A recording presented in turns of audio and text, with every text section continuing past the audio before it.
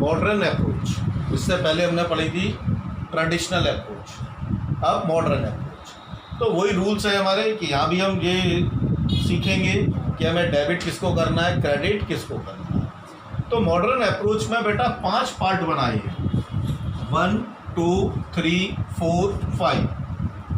तो जो first part बनाया उसके अंदर असेट को लिया गया कि कोई भी अगर बिजनेस के अंदर असेट है तो उसके लिए रूल है कि अगर असेट इंक्रीज हो रही है, अगर असेट इंक्रीज हो रही है तो डेबिट करें। और बेटा इंक्रीज किससे होगी, जब आप असेट खरीदोगे। तो अगर असेट इंक्रीज हो रही है हमारे बिजनेस के अंदर तो डेबिट करेंगे, और इंक्रीज किससे होगी, परचेज से। और अगर असेट डिक्रीज हो रही है हमारे बिजनेस के अंदर, अब डिक्रीज किससे होगी कि मान लो कोई असेट हमने बेच दी तो हमारे बिजनेस से असेट कम हो गई, तो उस केस में उस असेट को आप क्या करोगे, क्रेडिट करो। ठीक, तो असेट का रूल है कि असेट डेबिट से बढ़ेगा, क्रेडिट से कम होगा। अगर आप असेट को खरीदोगे तो असेट डेबिट होगी, असेट को बेचोगे तो उससे असेट आपकी क्रेडिट। ये असेट का रूल है। फिर आता है लायबिलिटी अकाउंट कि कोई भी बिजनेस के अंदर लायबिलिटी है, कैपिटल को मैंने अलग कर दिया लायबिलिटी से, कैपिटल को छोड़ के किसी भी टाइप की कोई भी लायबिलिटी है और अगर वो बढ़ रही है तो किससे आपको क्या करना है, उस लायबिलिटी को क्रेडिट करना है। अगर वो लायबिलिटी बढ़ रही है तो उस लायबिलिटी के नाम को क्रेडिट करना है। जैसे आपने उधार खरीदा तो उधार खरीदा तो इससे लायबिलिटी बढ़ेगी, आपको फ्यूचर में पेमेंट करना है। तो जिससे आपने खरीदा है तो आप क्रेडिटर अकाउंट को क्रेडिट करोगे, जिससे खरीदा है उसके नाम को क्रेडिट करोगे, क्योंकि अगर आप उधार खरीदते रहोगे लायबिलिटी बढ़ती रहेगी। फिर आप उसको पेमेंट भी करोगे, तो जब आप पेमेंट करोगे तो आपकी लायबिलिटी क्या होगी, कम हो जाएगी।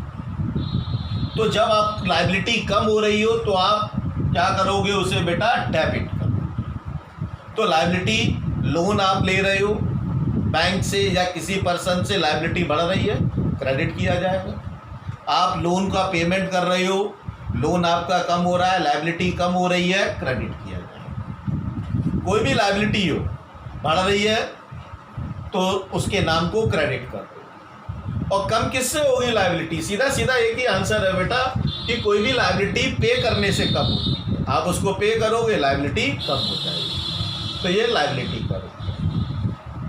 अब आते हैं हम कैपिटल के ऊपर। कैपिटल किसे कहते हैं, कैपिटल कहते हैं कि ओनर ने बिजनेस के अंदर जो खुद का अपना सेल्फ अमाउंट इन्वेस्टेड है उसका, जो किसी आउटसाइडर को नहीं देना, ओनर का, वो कैपिटल कहलाती है। तो कैपिटल के ऊपर भी लायबिलिटी का ही रूल लगता है बेटा। ठीक है दोनों थोड़ा डिफरेंस है।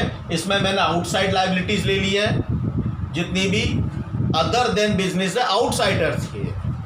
ठीक, इसमें मैंने ओनर को ले लिया। रूल सेम है, अगर कैपिटल बढ़ेगी बिजनेस के अंदर तो क्रेडिट की जाएगी। आप सोचोगे भाई कैपिटल बढ़ेगी कैसे, अगर मान लो बिजनेस का ओनर अपने बिजनेस को और एक्सपेंड करने के लिए, आगे बढ़ाने के लिए और प्रोडक्शन बढ़ाने के लिए और पैसा और कैपिटल बिजनेस के अंदर इन्वेस्ट करता है तो इससे कैपिटल बढ़ेगी।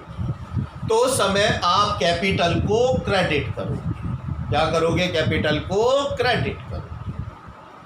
ठीक, अगर कैपिटल डिक्रीज हो तो क्या करोगे, डेबिट करोगे।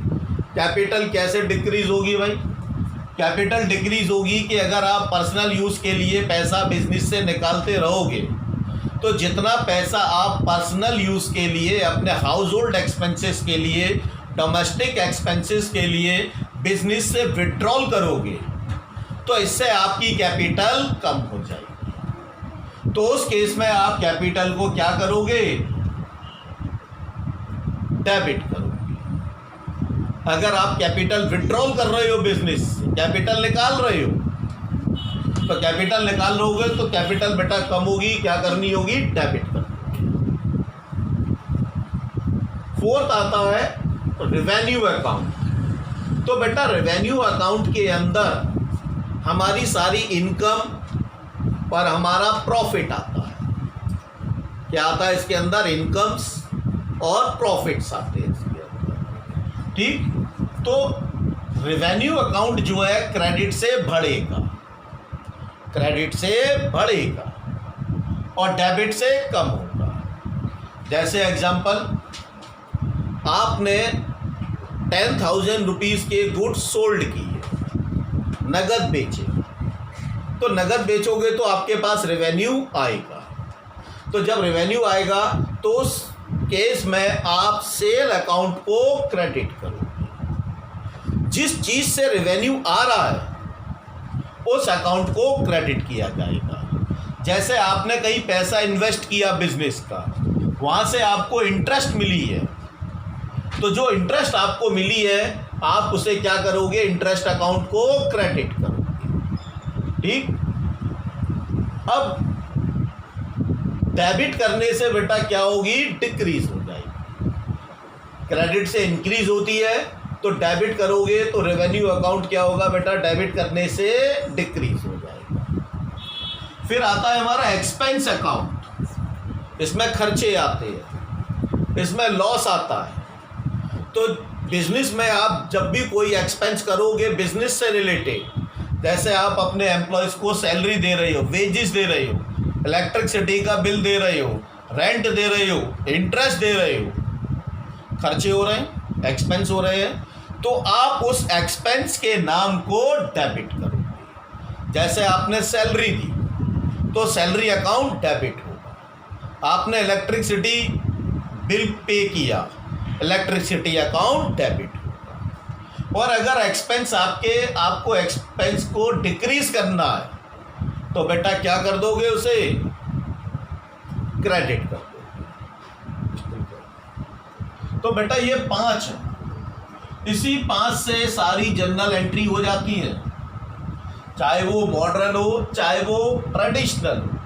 तो तुमने देखा तुमने ट्रेडिशनल भी पढ़ा, मॉडर्न भी पढ़ा, तो बेटा लगभग दोनों एक जैसे ही, लगभग दोनों एक जैसे। थोड़ा थोड़ा हमने नाम बदल दिया, वहाँ नाम रख दिया पर्सनल, इम्पर्सनल।